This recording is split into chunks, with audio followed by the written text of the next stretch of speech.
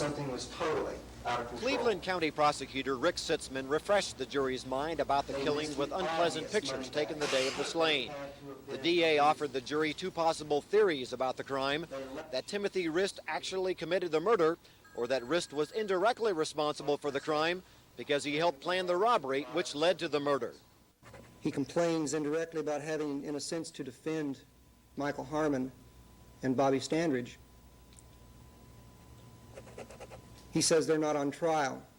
And if Mr. Rist complains about that, then all I can say is what my grandfather used to say when some people would complain about that: if you lay down with dogs, don't complain when you get up with fleas. Defense attorney Nick Lillard tried to plant a seed of doubt in the jury's mind. Lillard attacked the Moore Police Department's investigation of the slaying. He questioned the believability of some of the state's witnesses, and he urged the jury not to convict his client because of who his friends were. There is a multitude of reasonable doubts. And I hope to holler that 15, 20 years from now, my son is not a defendant in a case like this because he had the bad judgment of hanging around with a bad crowd.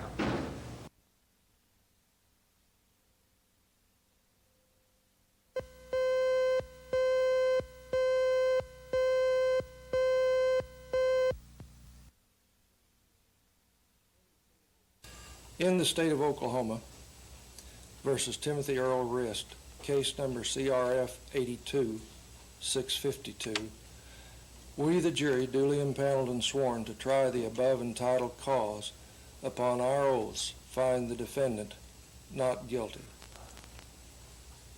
Signed, Carol Bridge, Foreman. Is this the verdict of each of you? If it is, please acknowledge the same by affirmatively nodding your heads. Very well. Does the state desire a poll? Does the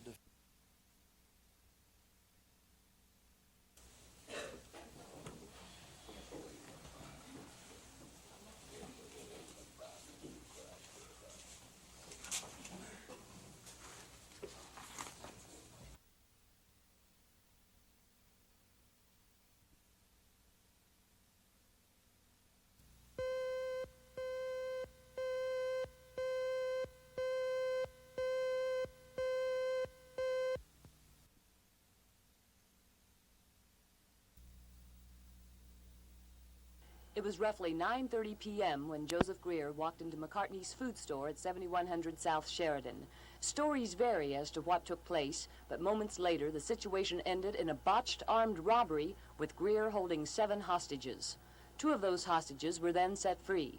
At that time, Greer began calling Tulsa TV stations, including Channel 8, where Bob Howard talked with him live during the 10 p.m. news. Been arrested here?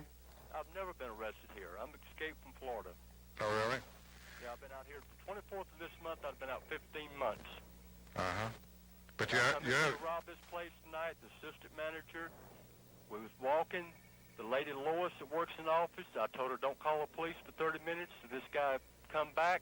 We got to my car. He broke run. I fired 2 shots in the air. He can be the blame. By this time, SWAT teams had surrounded the building and negotiators had set up lines of communication with Greer. His demand? To make a public statement on live television. It was about 10 after 10 when she called and said, Dad, I'm going to be late, that I'm being held hostage at McCartney's and not to worry. And the man grabbed the phone and said, I have no intention of hurting anybody. I want a TV camera as soon as possible out to McCartney's.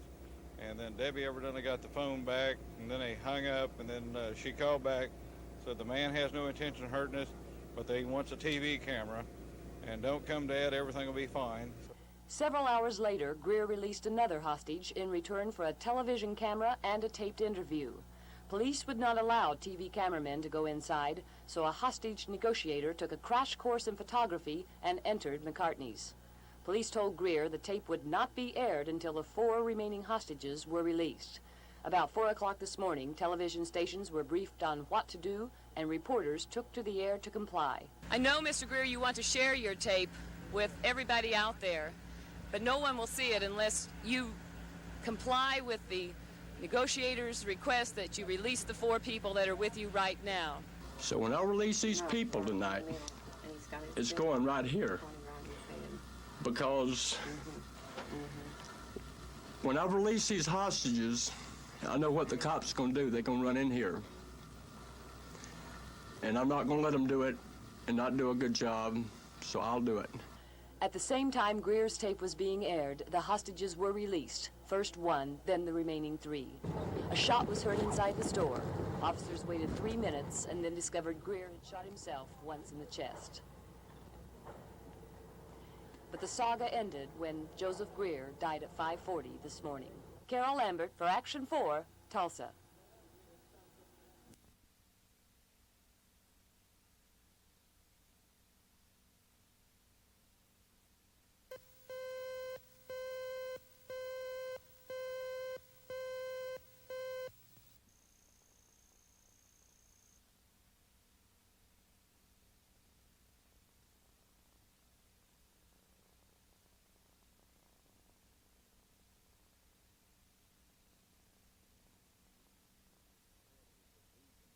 The chances of these individuals are much greater because they are nonviolent. Most of them are young, first-termers.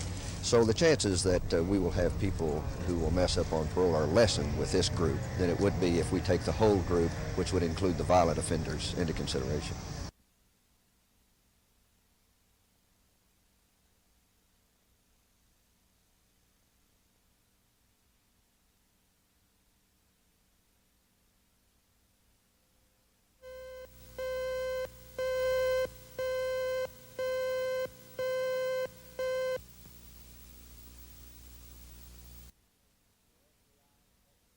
The OSBI investigation that I ordered into the operations of the Bureau of Narcotics, they've completed their on-site investigation.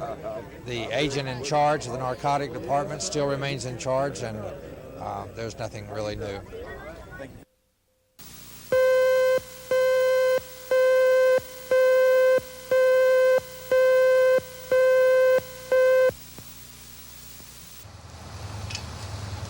This concrete company is the only black-owned business of its type in the Oklahoma City area.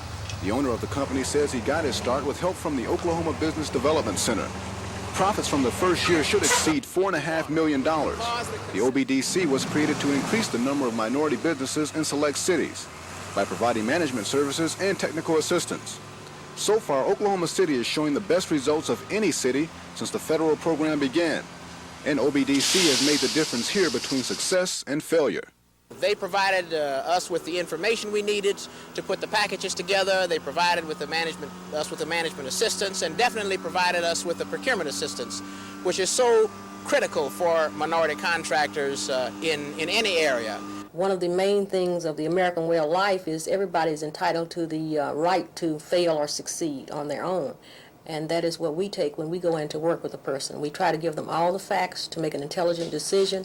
If they decide they really want to do it, then we do everything we possibly can to help them succeed. It's estimated minority businesses in Oklahoma City earned about $30 million last year. The OBDC says it will work with any minority businessman or woman wanting to start their own company. The only requirement in many cases is a desire to succeed and a lot of hard work. Ed Stewart, Action 4 in Edmond.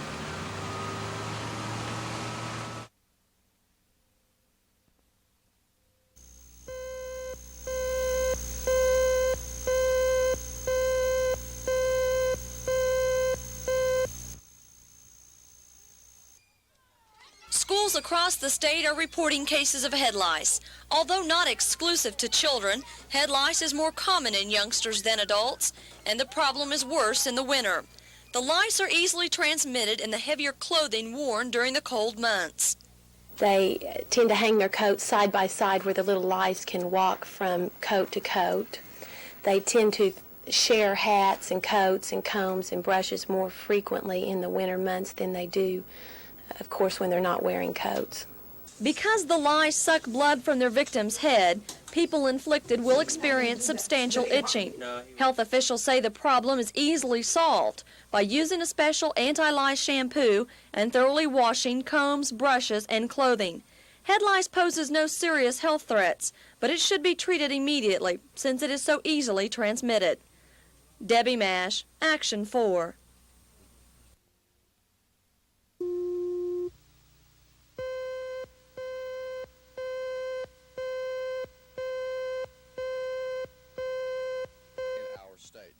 I only regret that most of my time was spent waging that battle in person instead of behind my desk. Warren Henderson had an aide read his resignation. The state's top narc stepped down in the midst of an OSBI investigation into alleged mismanagement of his agency. The investigation's results have not been made public yet, but it's believed the probe was made after a disgruntled Bureau employee complained about irregular bookkeeping practices at the Narcotics Agency. The Crime Bureau's report has been turned over to Oklahoma County District Attorney Bob Macy. The DA's office will have to decide whether to file any criminal charges against Henderson. The procedure is that Mr. Macy will review the report to determine whether there are any allegations which would substantiate our office's involvement, and if so, then the question would be whether or not further investigation or further work would be needed. Former Oklahoma City Police Chief Tom Heggie has been appointed interim Narcotics Bureau Director. Heggie will head the agency until Governor Nigh appoints a permanent director.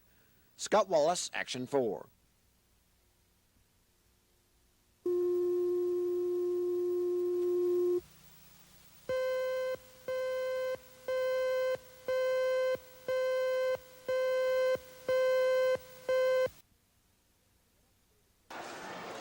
In the next 30 days, more than 1 million shoppers will come to this mall looking for holiday bargains. Of that million, some will get a real steal. No, they're not coupon clippers or bargain hunters, they're crooks. And these mall merchants may stand to lose thousands. Local store owners are ready for this holiday rush. Some merchants protect their inventories by hiring extra security guards, while others have developed electronic security control. This store tags all their clothes with a special metallic plate. The plate will set an alarm off if the merchandise is removed from the store. Many storekeepers believe this is the most effective way of keeping an eye on their inventory. But regardless of how hard they try, some of these stores will fall victim to shoplifters.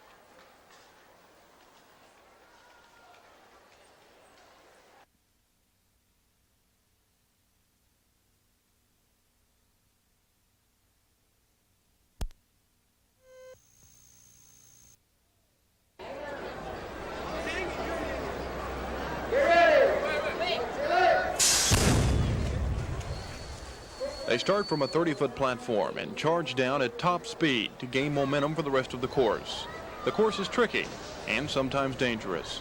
The hills and curves alone are hard enough to navigate without 6 other riders trying to take position. BMX, or bicycle motocross, has gained in popularity over the past few years. There are now over 80,000 dirt riders around the country. Here on the home front, Broken Bow's John Copeland is one of the best riders around. He says the sport has a certain appeal to the individual who isn't that interested in team sports. Personal, goal, not like football or something like that. It gets tiresome sometimes, going to the nationals and stuff, but it's a lot of fun.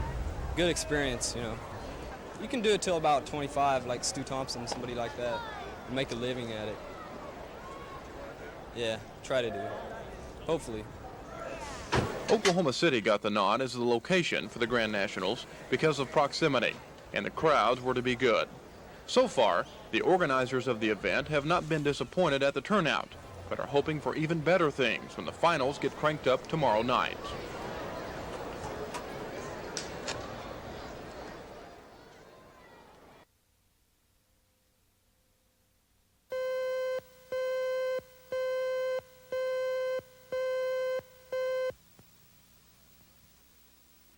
Incoming revenues are down in 2 major areas of state financing. First is oil and gas taxes, down by a few percentage points, hurt not so much by a decrease in production, but by a falling market. The second area is earned interest from state bank accounts. Those figures are down by about 15%. Roger Randall, chairman of the Senate Appropriations Committee, calls the economy a time bomb that could explode Oklahoma's hopes for continued progress in roads and education. He estimates state revenues could be down as much as $146 million next year, but last year the state had an excess of $282 million above the general operating budget. That could still mean an increase in the operating revenues, but would also mean special one-time improvement appropriations like roads and universities, which have been the rule the last several years, are a thing of the past. Despite the gloomy outlook, State Budget Director Jim Caldwell says Oklahoma is still in good shape. I think this year is going to be a year of streamlining, of maybe a little belt tightening, but very much waiting for the recession to bottom out in Oklahoma. And I think we've got a good, solid economy, and things will be looking up, just not quite at the same skyrocketing rate we've seen in the last few years. After the Equalization Board meets tomorrow to decide how much money the state can spend next year, the Budget and Appropriations Committees will meet to decide how much each agency can spend next year. Many agencies had hoped for large increases in their appropriations, but that won't be possible now.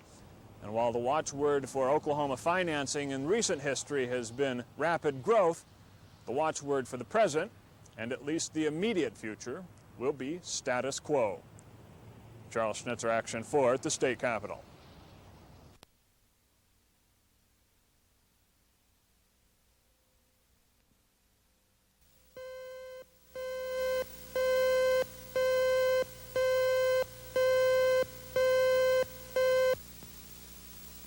We're not professional counselors. We're just, we're police officers that want to try to listen to these people and try to help them, put them in the right direction. With the teenagers, let them ask, why do you do what to get this policeman who killed?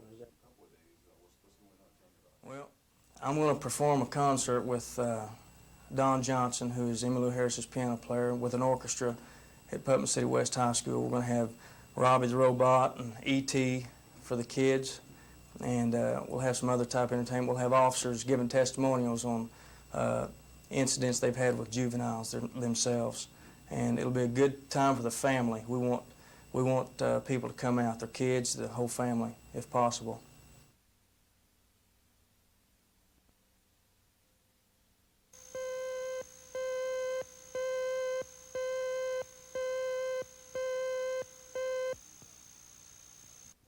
Need God. I'm praying that we will not kick him out of our school. We need him, people. Let's pray. May 1981, students at the Little Axe School near Norman hold one of their weekly sharing sessions. It's good to be a Christian because Jesus will help you in a lot of ways. He's helped me a lot. But not everyone was clapping. 2 school parents filed suit to stop the meetings, calling them prayer sessions. The American Civil Liberties Union is leading the court challenge. That is unconstitutional. There can be no such thing as voluntary prayer in a classroom. Anyone stops to think about it, they know that. The teacher is in charge of the class, the teacher is a government employee, and the teacher is interjecting his or her religious views. One of our position in this case is that the First Amendment was an amendment that was enacted by the framers to protect religious freedom, and we feel the plaintiffs in this case are trying to use the First Amendment to inhibit religious freedom. Both sides see this challenge as a test case, and no matter which side wins the battle this week, it seems certain that this war over religious freedom will finally be waged before the U.S. Supreme Court. Scott Wallace, Action 4 at the Little Axe School.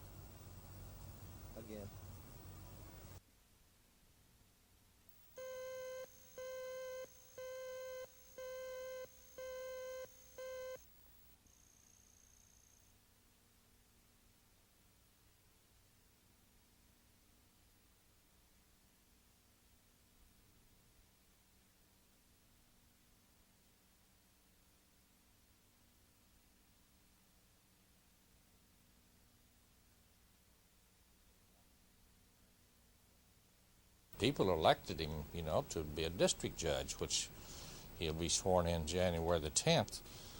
So even if there was an indictment next week, it seems like it would be a little ridiculous for us to ask him to step down as a special judge between now and January 10th when he's going to take office anyway.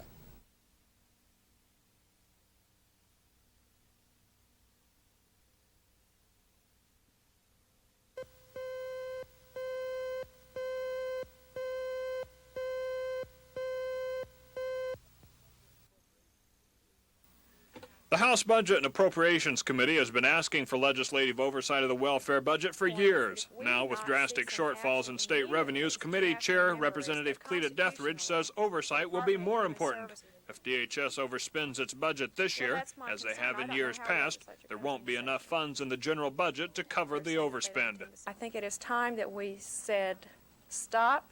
There are ways to cut the budget without hurting crippled children or elderly people. There are cost-saving measures that should be taken immediately so that the agency will not be operating at a deficit within the next 60 days. Department spokesman George Miller says the agency estimates they will fall $100 million short of their appropriation this year, but that's less than 10% of the budget of the state's largest agency. He says they have stayed within 90% of their allocations all this year, and unless something unexpected arises, they should have no problems. But there is a problem here in the fact that we don't know at this moment how many eligible recipients are sitting in doctors' offices who may be admitted to hospitals before the day is over and who may have to have surgery. These economic problems come at the end of an era for the Department of Human Services. Lloyd Rader steps down, Henry Bellman steps in. The net result of all that could be what some legislators have wanted for years, legislative oversight of the DHS budget. But along with that oversight, some department people say, could come the difficult task of setting priorities and deciding which services are essential and which services are not. Charles Schnitzer, Action 4 at the state capitol.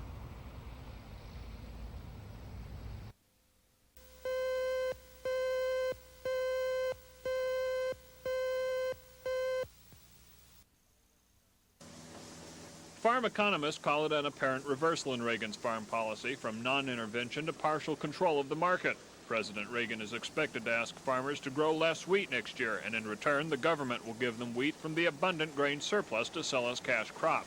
The hope is to save the government money, $12 billion a year in grain purchase and an estimated $1 million a day in storage. For the farmer, it would mean a higher grain value. Edmond farmer Gene Wishen calls the idea political and likens it to the grain embargoes of the past. Eventually, the government will have to get out of the picture before it'll ever get better and stay that way. During the meantime, there's going to be a lot of people suffer, yeah, and I'll be one of them. How other farmers will react to the notion is unclear, but Wishen says for the Oklahoma farmer at least, droughts and government intervention have put them in a position where they have to take whatever is given. At best, Wishen says, this is a temporary fix to a long-term problem. Charles Schnitzer, Action 4.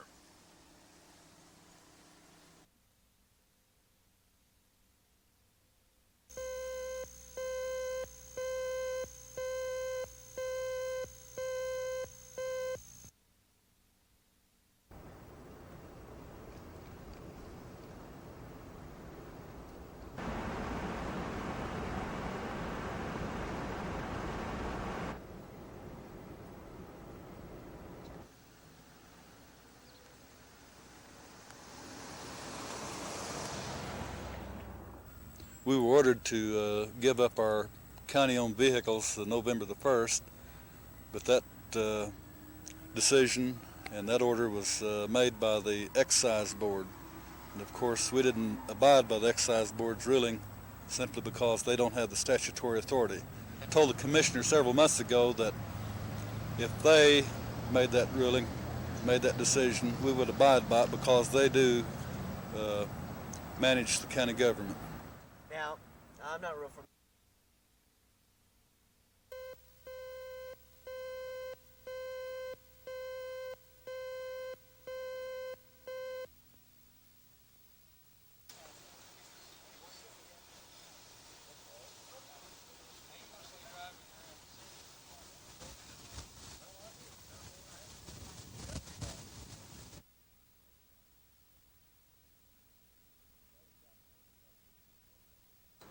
Well, we've got 4 detectives working on it, but as I said, when the leads dwindle down, then there's not much we can do other than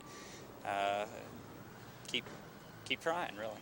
About the only thing that we can do is keep sending teletypes out and keep our ears open for anything that of a similar nature that might help us as far as getting a lead.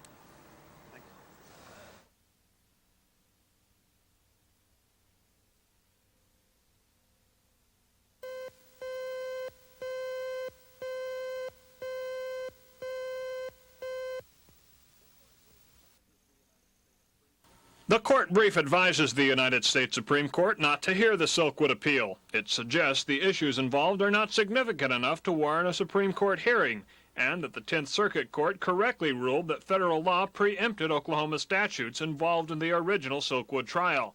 Some Silkwood supporters say that would give nuclear energy plants little incentive for safety.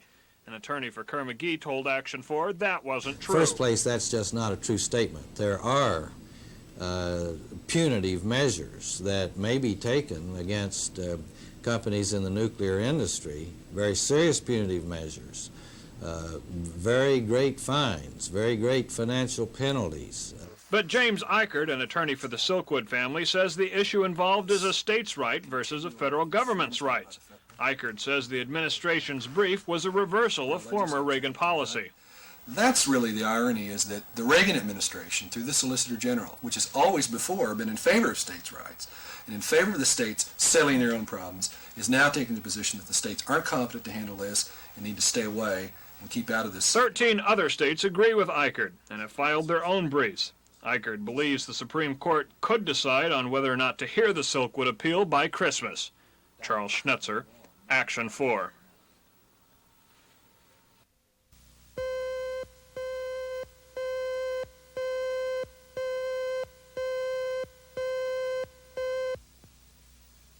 Approach it most reluctantly. And so when someone who comes out of that, well, this tour has been exclusively on college campuses. I think the generation now in college is really leery. What people call brainwashing, when these other churches take people to re-educate them or convert them or to change their beliefs or to teach them about their version of the Bible or their catechism, they call that a Bible study or catechism, and they don't call that brainwashing. So I think that the Unification Church has been the target of a lot of propagandistic terminology, and being familiar with that whole process, I'm not impressed at all.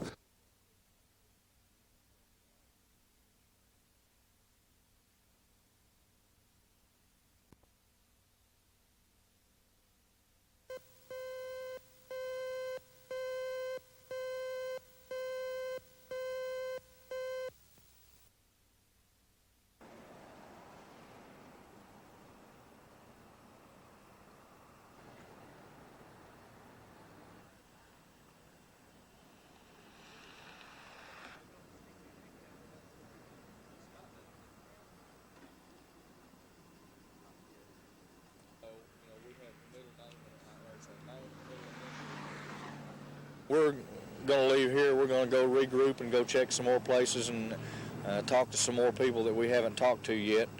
I think unless something drastic happens, we'll know where he's at before too long.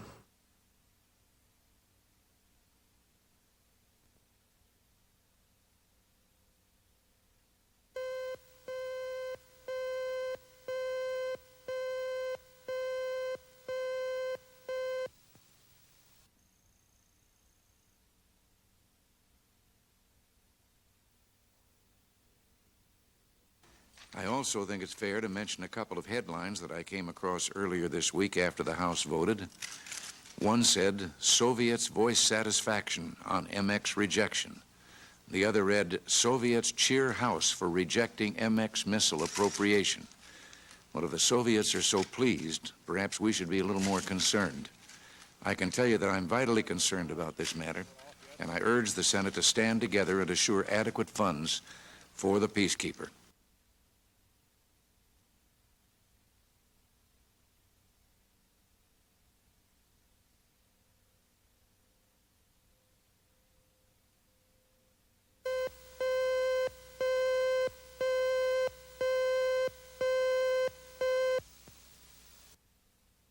That figures out 14.75% below the estimate. Well, it's Christmas shopping season. We always depend on December sales tax, which we receive in February, and we were very, very much disappointed at that. We should be generating like most of these programs have federal participation, and the federal government is insisting on accuracy in case records. and that accuracy includes timely determinations. So all of these problems compound. As the economy goes down, our workload goes up, but at the same time we're strapped with the same economic consequences as a business.